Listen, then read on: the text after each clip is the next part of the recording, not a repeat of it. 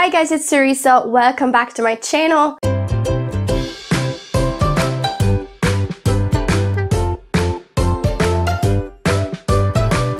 Today I'm going to finally be doing my 2018 stat video. I was really excited about this because, as you might know if you've been watching my wrap-ups throughout the year, I was trying to do stats for every month, except for the few months where I really barely read anything, like with December. And now basically I'm just gonna do an overall video showing you kind of which genres, which settings, what publication years and stuff like that. So I'm gonna break it all down for you. So the first thing I want to talk about is genres. As you might know if you watch my videos regularly, I read pretty much everything. I do have some favorites, but it really just depends on my reading mood in general. I have one genre that sticks out, and that is fantasy. This year I read 35 fantasy books, which comes to 32% of all books I read this year were actually fantasy. Second place is split between mystery and nonfiction, both of which I read 13 books of, so that's 12%. Then we have historical fiction, which was 10 books, so 9.2%. Thrillers, which was 9 books, so 8.3%. For sci-fi, I had 8 books, which was 7.4%. 5.5%, so 6 books, were horror and literary fiction each. I read 5 contemporaries, which comes to 4.6%. Finally, 3 romance novels, which is 2.7%. So even though fantasy is clearly in the lead, if you add together some genres that I kind of divided into more, but that could be kind of coming together under like an umbrella term. So for example, like mystery, thriller, and horror all in one, is actually not that far off either. So those added together make up 27 books, which is 25%. So it's also not significant, pretty much. It's in a very close second place to fantasy. If I continue to do this in the following years, I think it would be really interesting to see the comparisons. If my reading tastes change drastically, I don't expect them to necessarily because I've always been a fantasy lover, but still, I think this is like really, really interesting. Next, I want to look at my ratings. So obviously, we use the 5-star rating system, so from 1 through 5. And this year I had 22 5 stars, so 20% was 5 stars. Not that bad. 36 4 stars, so 33% were 4-star reads, also not bad at all. 28 3 stars, which was 26%, 18 2 stars, which comes to 17%, and 4 1 stars, which is like 4%. So that's pretty good. I'm really glad I only had 4 1 stars.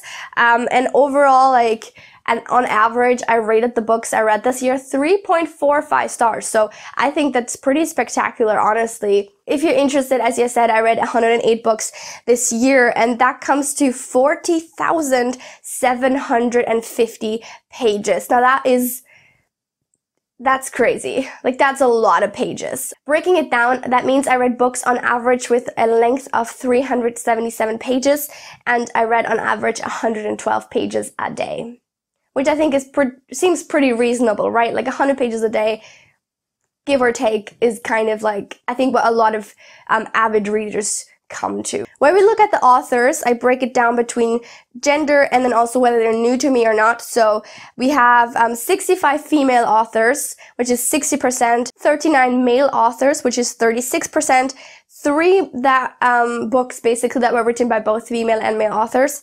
That was 3%, and then 1 book with a non-binary author, which was 1%. Of these authors, 68 were new to me, so 63% were new to me authors, and then 40 were authors that I'd read books of before, so 37%. I'm pretty happy with that. I do like to explore new authors. I don't like to get too stuck on a specific person, but at the same time, I kind of want to make an effort to read more of an individual author's work, just because I think it would be really interesting to compare the different works and maybe eventually do a video on it. So I kind of want to focus on that a little bit more. I'm hoping to do that in 2019, just trying to read books by authors that I've already enjoyed other things by. Okay, next I want to take a look at the settings of the books that I read, and on this I'm actually really proud because there are so many different settings. Some of these I only read 1 book in, but that's okay. I like reading a book set all around the world, so I'm really excited about this particular stat. In the lead though, we have pretty obviously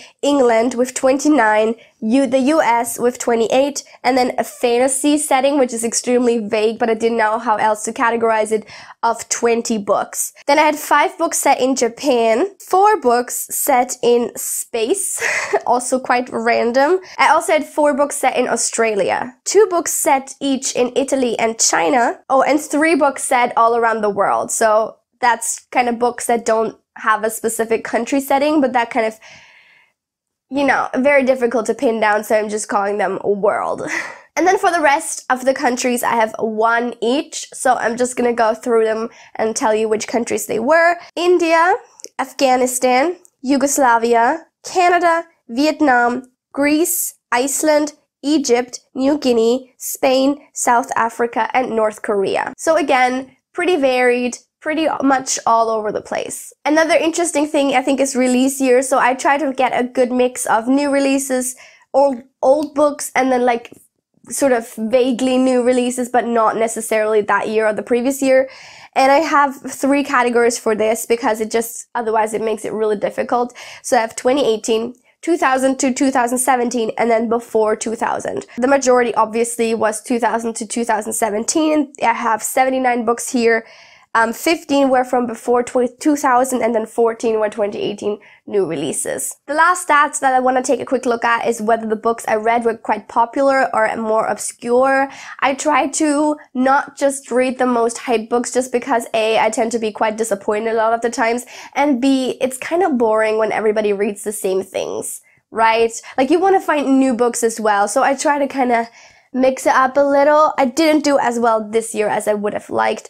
I read 61 books that were hyped or fairly popular, which is 56%, and then 47 that were not, which is 44%. It's not terrible, but I would like to change that ratio maybe to 50-50 or even have more obscure books than hyped. It's also just my personal assessment of whether they're hyped or not, so, very skewed stats to begin with, but like, whatever, this is just for fun. It doesn't need to be scientific.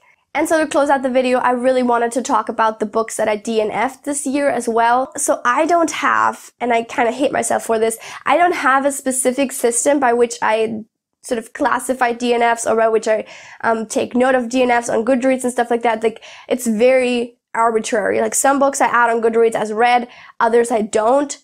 And that's really not a good system to have. So first, let's start with the definitive DNFs. The first is A Truth Witch by Susan Dennard. This is a YA fantasy. It's very dull. It's very boring. Nothing happened. The characters are extremely stereotypical. It's like trying to force a friendship between the 2 main female characters. I don't know how far I got into this, but I really didn't enjoy it. I thought the magic system was confusing and all over the place, and it's just not for me. I also am unhauling this, by the way, so yeah, this is just not my thing. Next, I have The Rook by Daniel O'Malley, which I have mentioned a lot by now. It's a paranormal fantasy that just sucks. If you want to know more about that, watch my worst books of 2018 video. It was terrible. I had to force myself to also kind of DNF it. I had to kind of push myself because it was the first book I picked up in January of 2018. And, it's really sad to start the reading year off with a DNF, and I didn't want to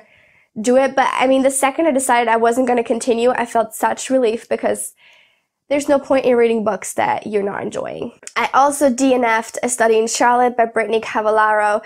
This is a Sherlock Holmes Watson retelling. It was terrible. Again, watch my worst books of 2018 video. It was just atrocious. And, I don't know why this is a series. I don't know why people enjoy it. I only read 100 pages and I still had a lot of things to mark and say about this. So yeah, I also DNF'd The Orchid Girls by Leslie Sanders. I got this as an ARC from NetGalley, and I tried reading it. It's a thriller about two friends, and then it's very stereotypical. It's just off the bat a very generic story. 2 girls, as when they were children something happened, and they're adults now and they're estranged, but they have this secret between them, and one kind of contacts the other again, and things come up from the past.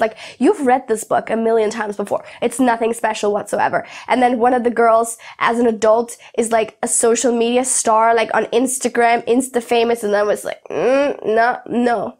Not into any of what's happening here, so I really couldn't continue. I also DNF'd Malice by John Gwynne. I got the entire box set of it because I thought I was gonna like it. It's like a high fantasy series. It has also crazy high reviews, but I've learned that I shouldn't trust Goodreads on these like fantasy series just because I think these books are typically read by people who exclusively read this type of book, that really love this kind of high fantasy that is very dense and a very generic, in a sense that it doesn't really have any like innovative aspects. It's just kind of like angels and demons and good versus evil and like that kind of thing. And I don't know, it's not my thing. And so I feel like that's kind of what the trap that I fell into with this book. I'm not going to continue anything. I returned the books. It's not for me. And then my last definitive DNF didn't make it into any videos because I didn't want to give up on it. I was hating everything that I was reading. I was not enjoying it. I read almost 200 pages of it and I did not enjoy it. But so many people told me to keep going. It's better. The reviews for this are enormous, like crazy good. So I was just feeling kind of the pressure to like it, and it just didn't happen for me. So I put it down, and I don't think I'm ever gonna pick it up again. So I'm now officially DNFing it, I guess. But I didn't, there wasn't a point in the year I was like, now is the time. And so I didn't add it on my Goodreads. But that is the Retinhines by Miles Cameron. As I said, I read almost 200 pages. And I hated every second of it. It's a high fantasy. The world is all over the place. The characters are all over the place. There's very little plot in the first 200 pages. It's not well written. I did not enjoy any of it. And I didn't want to have to keep pushing myself. And I know people were saying it gets better as you go. It gets better towards the end. Like the first section is hard, but then it gets better. Like it's not a good book if you have to force yourself through the first part of it. Like the last bit of it can be amazing, the best thing you've ever read. But if the first half is shit, then it's not a good book. So the rest of the books I wanted to talk about in this video are books that, again, I will be still continuing, basically. The first is The Subtle Knife by Philip Pullman. I will continue reading this. I just didn't basically get around to finishing this book this year. It had been on my TBR for like all year. Kind of tragic. I need to stop doing this. I need to stop starting books and not finishing them. It is a bad habit, I tell you. I also am wanting to continue Still Black Like Me by John Hart Griffin. It's on my project TBR for 2019 again because last year I didn't do it. Detective Conan Volume 89 by Gosho Aoyama. Again, also on my project TBR because I need some extra motivation to read these, basically. Arabella and the Battle of Venus by David Delavigne. I started this book sometime in November or December, I think. I am 100 pages into it. It's not bad. It's not as good as the first one though. And it was creating like a love triangle situation in this book, whereas at the end of the first book, the main character is already engaged. And I feel like that's a very inopportune time to introduce a love triangle. Like at that point, it's just cheating, if you ask me. And that's not really my thing. So I don't know. I will continue, obviously, but we'll see how I feel about this. I also read a section of Queen of the Tearling by Erica Johansson. Again, probably like at the end of the year, and just didn't continue. It was very slow paced and like nothing happened in like 100 pages, and it was a bit tough to read. So I'm hoping to continue once I'm more in the mood for that type of thing again. I also started The Lost City of Zed by David Grant. I read about like 5-10 pages. I don't know, not a lot. I just wasn't in the mood for it, but I will still continue reading. I also started and didn't finish yet Das Bad by Yoko Tawara. It is written in Japanese and in German, and I'm trying to read the Japanese version first, but it's extremely difficult. Like the writing is very difficult. She uses very difficult characters, and it's a drag. It's very like literary fiction or like poetic stuff. Like it's very difficult to read. So I don't know what's gonna happen there, but yeah, I'm gonna try reading it. I don't know if it's gonna be now or anytime soon. I might wait until my Japanese is a little bit better. And lastly, I also did not finish, again, A Tale of Two Cities by Charles Dickens. This also made it into my project TBR of 2019. Again,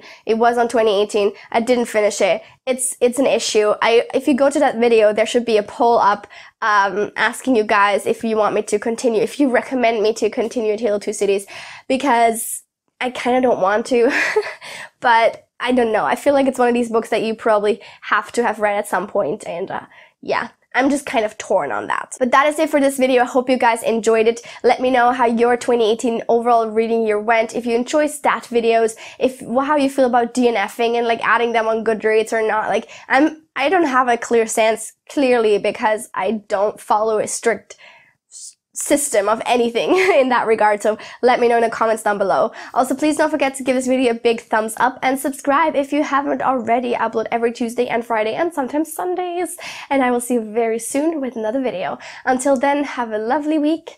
Bye!